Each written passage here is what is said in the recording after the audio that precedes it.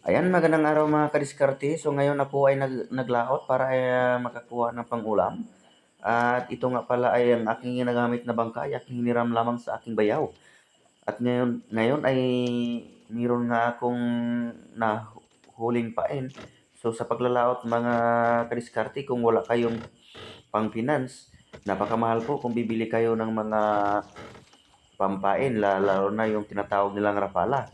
Yung rapala, pag nagsubra yan, isang dangkal ang laki, ay nasa dito sa amin, sa Palawan, sa Puerto Princesa, ay nabibili nyo yan ng 750 to 800. Ganun po kamahal kung kayo ay bibili. So ako ay hindi gumagamit ng mga ganun kalaking mga rapala, mga kadiskarte. Ako ay, ang pinapain ko lang ay mga buong isda na patay. Ito ay hinihila ko, sinusubid-subid. Ginagaya ko lang din to sa ibang mangingisda na aking nakikita. So ito nga ay hinihila natin yung aking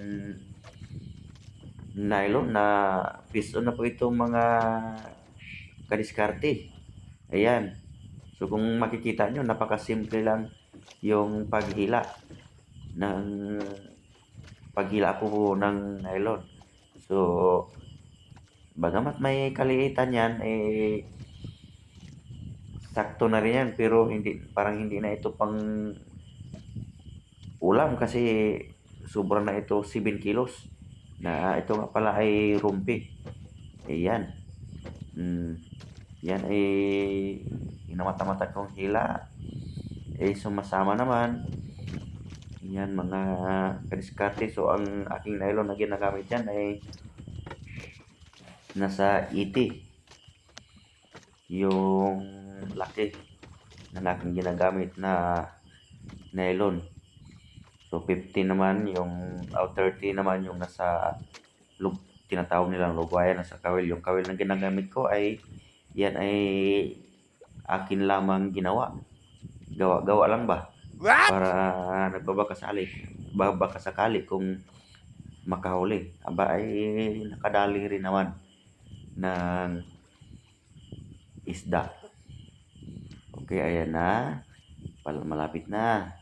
So, kung inyong nagustuhan na aking video, paki-subscribe at pinutin ang notification bell para updated kayo sa aking mga video i-upload about sa fishing at sa farming at iba pa. Maraming salamat sa panonood. God bless you all, mga kadiskarte. Okay, ayan na.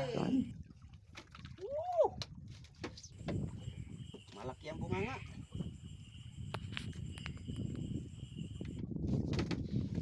Okay, yan. Ano pa yung bunganga ng isda, oh. Yan, akin ang nagansuhan. Yan. Nasa 7 kilos lang po yan. Medyo maliit lang. Medyo maliit tingnan. So, ganun talaga. Maliit sa camera tingnan. Pero, maliit lang naman. Okay. Maraming salamat at God bless. Babush!